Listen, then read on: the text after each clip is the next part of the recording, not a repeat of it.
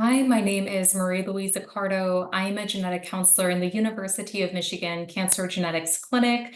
Today, I will be providing an introduction on Lynch syndrome and other gastrointestinal syndromes.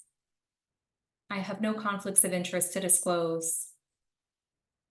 The overview of this module is we'll begin with an introduction to Lynch syndrome, as well as an introduction to rare hereditary polyposis syndromes, and we'll discuss throughout the module indications for genetics evaluation and germline genetic testing.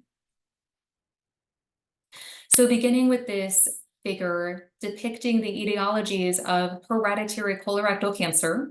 So most colorectal cancers are sporadic in etiology, meaning they're due to environmental risk factors or unexplained cause. Between 10 to 30% of colorectal cancers are familial, meaning there's more cancer than we would expect in that family history or pedigree, likely due to a combination of environmental and genetic risk factors. And then a smaller proportion are hereditary, meaning there is a single major genetic risk factor or a Mendelian condition underlying the risk for that colorectal cancer.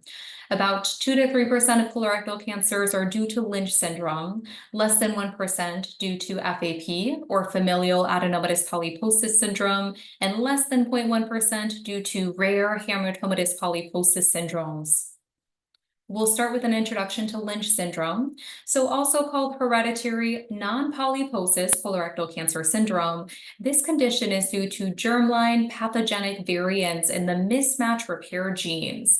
These genes can be thought of as our spell checkers. So they work to recognize and correct replication errors in newly synthesized DNA, and mutations in these mismatch repair genes lead to microsatellite instability.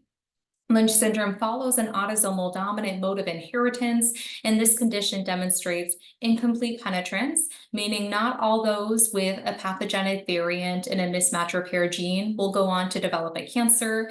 And this condition demonstrates variable expressivity, meaning the clinical presentation among family members varies, and the clinical presentation among those with the same germline pathogenic variant also varies. This table is taken from the National Comprehensive Cancer Network guidelines showing the risk for cancers in the general population as compared to those with Lynch syndrome. The main cancer types associated with Lynch syndrome are 1, colorectal cancer, 2, endometrial, also referred to as uterine cancer, and 3, ovarian cancer. You'll see the risk for each cancer depends on the gene that is affected, with the highest risks demonstrated in MLH1 and MSH2 and EpCAM. Here is a possible screening protocol for an individual with Lynch syndrome. The ages at which screening begins and the interval frequency will depend on 1, the individual's personal medical history, 2, their family history, 3, the gene causative of Lynch syndrome, and 4, the institution and expert opinion that the individual is following with. To go over a few possible considerations for a screening protocol, the individual may have an annual physical exam with dermatologic exam, high-quality colonoscopy beginning in the young 20s. They may consider using daily aspirin to reduce the risk for colorectal cancer, high-quality upper endoscopy, screening for endometrial cancer, or considering a prophylactic surgery, so removal of the uterus and the ovaries after family building is complete, screening for prostate cancer, and some family screening for pancreatic cancer or urothelial cancer, and lastly, being aware of signs or symptoms that might raise concern for a central nervous system tumor. So what are the indications for a genetics evaluation for Lynch syndrome? Well, for patients who have a Lynch-related tumor, if they have one of the following tumor tissue testing results, we would recommend a genetics evaluation. These include a tumor that demonstrates microsatellite instability, so it's MSI high, a tumor where immunohistochemistry staining or IHC staining demonstrates loss of expression of one or more of the mismatch repair proteins. If next-generation sequencing in the tumor tissue reveals microsatellite instability, or if there is a MMR gene mutation identified on tumor profiling, an additional workup is necessary to determine its presence in the germline. To give some additional context about these tumor screens, immunohistochemistry staining and MSI analysis are screening tests performed either by themselves or in conjunction, typically on a colorectal or an endometrial tumor, with the aim of identifying individuals at higher risk for having Lynch syndrome. So for individuals with the Lynch syndrome associated tumor, over 90% of those tumors are going to be MSI high or lack expression of at least one of the MMR proteins on IHC staining. When we compare that to sporadic tumors, only between 10 to 15% of sporadic tumors exhibit abnormal IHC or MSI high. Why else would we determine whether colorectal cancers and Lynch syndrome tumors are MSI high or MMR deficient? Well, in general, MSI high or MMR deficient tumors have a better prognosis. These screens may also determine the patient's eligibility for therapeutic treatment, specifically immune checkpoint inhibitors. In addition, when we think about future screening, we know Lynch syndrome patients are at higher risk for a second primary cancer, whether that's a colorectal or an extracolonic cancer, and their family members may benefit from cascade testing and a high-risk screening protocol. Other considerations for a genetics evaluation. If a patient has a colorectal cancer and or endometrial cancer and they're diagnosed at a younger age, so oftentimes the threshold of 50 years is used, if they have synchronous or metachronous Lynch-related cancers, or if they have a family history suggestive of Lynch syndrome. A clinical tool I'd like to draw your attention to is the PREM5 tool. So this is an online tool. You complete a questionnaire that assesses the patient's personal and family history and calculates the likelihood that they have a germline pathogenic variant causative of Lynch syndrome. There are a few family history guidelines and criteria that have been published. To draw your attention to two, we have the Amsterdam 2 criteria, which is when 3 or more relatives with a Lynch syndrome associated cancer across 2 or more generations, with one case being a first-degree relative of the other 2, may raise suspicion for Lynch syndrome. I will note one of the limitations of this criteria is with the Lynch syndrome associated cancers, it does not include ovarian, gastric, brain, biliary tract, or pancreatic cancer. Another set of guidelines are the Bethesda guidelines, which take into account a person's medical history, so cancer diagnoses, tumor screening performed, if the tumor is MSI high, for example, as well as the pedigree, the family history of cancer. Okay, so continuing on now to polyposis syndromes. There are a number of rare polyposis syndromes, and I will be highlighting adenomatous polyposis and hamartomatous polyposis syndromes here. As far as when to suspect these syndromes, the general rule of thumb is if a patient has 10 or more adenomatous colorectal polyps or 2 or more hamartomatous polyps. Beginning with FAP, or familial adenomatous polyposis syndrome, this condition is due to gene mutations in APC. This follows an autosomal dominant pattern of inheritance, and a pretty large proportion are de novo, so up to 1 in 3 patients have a de novo variant causative of FAP, meaning they are the first in their family to present with this condition. There's not going to be a family history that draws the attention of their treating healthcare providers and clues them in that there is a hereditary polyposis syndrome. FAP demonstrates complete penetrance, meaning all those with a germline pathogenic variant will have the clinical presentation of polyposis, although there is variable expressivity between family members as far as the number of polyps and the age at which polyps develop. There are some pretty striking genotype-phenotype correlations that we'll dive into.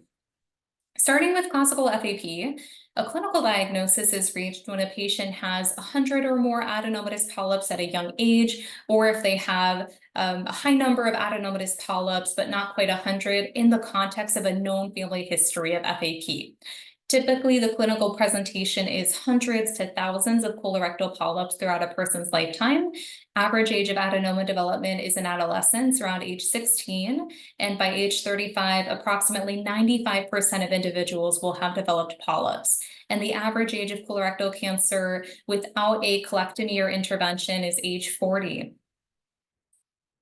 This table is again taken from the National Comprehensive Cancer Network guidelines.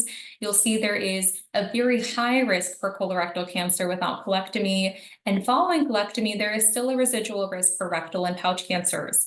In addition, we see a higher risk for duodenal or periampullary cancers, gastric, stomach cancer, small bowel cancer, desmoid tumors, non-medullary thyroid cancer, hepatoblastoma in childhood, as well as central nervous system tumors. Here is an example screening protocol for an individual with FAP. So we do test for this condition in childhood because we screen for hepatoblastoma up to age 5 with liver palpation, serum AFP, and abdominal ultrasounds every 6 months. Colonoscopy typically begins at age 10 to 12. Some individuals, depending on the polyp size, number, and pacing of development, proceed with colectomy. In adulthood, we also perform upper endoscopies and thyroid ultrasound. And throughout the lifetime, patients are educated about neurological symptoms to bring to the attention of their treating healthcare providers. As far as extracolonic manifestations for FAP, we may see duodenal and ampullary adenomas, gastric polyps, congenital hypertrophy of the retinal pigment epithelium or TRPE, typically bilateral, dental abnormalities, osteoma, desmoid tumors, typically in the abdominal region, and benign skin lesions, including epidermoid cysts and fibromas. There are a few other subtypes of classical FAP. So historically, these have been separated out. Now they're thought to represent a broader phenotypic spectrum. Gardner syndrome refers to an individual with FAP and osteomas and soft tissue tumors. Charcot syndrome refers to FAP and a brain tumor, typically medulloblastoma. There is an attenuated form of FAP where the affected individual has between 10 to 99 adenomas with an average of 30 polyps. And this is observed in individuals who have a mutation at the 5 or 3' ends of the APC gene or an exon 9.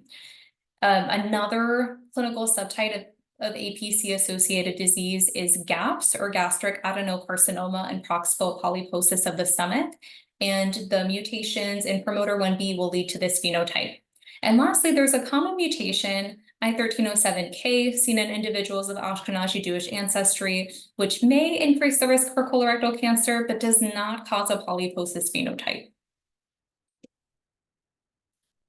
Next up, we have MUTYH or MUTYH associated polyposis.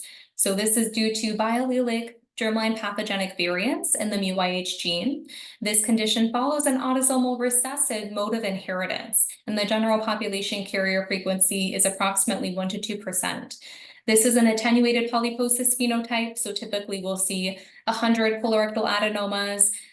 There can be other polyp types observed in these patients, such as serrated polyps. The risk for colorectal cancer is approximately 50% by age 60. We do see an increased risk for duodenal adenomas and duodenal cancer. And to note, some individuals may present with a young onset colorectal cancer in the absence of polyposis due to biallelic MUTYH pathogenic variants. Looking at a suggested screening protocol, this is not a polyposis syndrome that confers an increased risk for malignancy or health concerns in childhood. So we generally defer genetic testing to adulthood. As far as the screening protocol, it's going to entail a high-quality colonoscopy, consideration of colectomy depending on the polyp burden, and upper endoscopy. Moving now into our rare hereditary polyposis syndromes, we have Peutz-Jeghers syndrome. We have, let's see here, due to an STK11 gene mutation, this condition follows an autosomal dominant mode of inheritance. Of 50%, so 1 in 2 patients with Peutz-Jeghers syndrome have a de novo mutation and would not have that family history before their diagnosis. This syndrome demonstrates incomplete penetrance and variable expressivity. As far as the clinical features, we see hamartomatous polyps, mucocutaneous pigmentation, which I'll outline in the next slide. There is an increased risk for cancer of the breast, colon, stomach, small bowel, pancreas, lung, cervix, ovaries, and testes. And patients often present in childhood with small bowel intussusception from polyps. Clinical diagnosis of Peutz-Jeghers syndrome is going to depend on the polyp count and whether the individual has a mucocutaneous features or a known family history of PJS.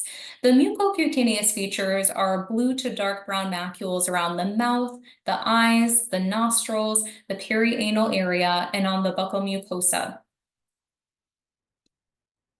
Next, we'll talk about juvenile polyposis syndrome. So this is a polyposis syndrome due to mutations in the BMPR1A and SMAD4 genes.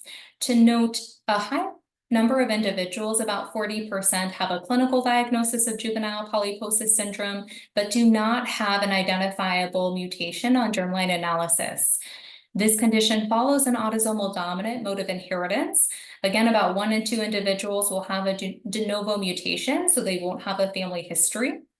The main features of juvenile polyposis syndrome include hamartomatous polyposis of the small bowel, colon, and stomach. Juvenile refers to the type of the polyp, not the age of onset, although many of these polyps do present earlier in life at young ages.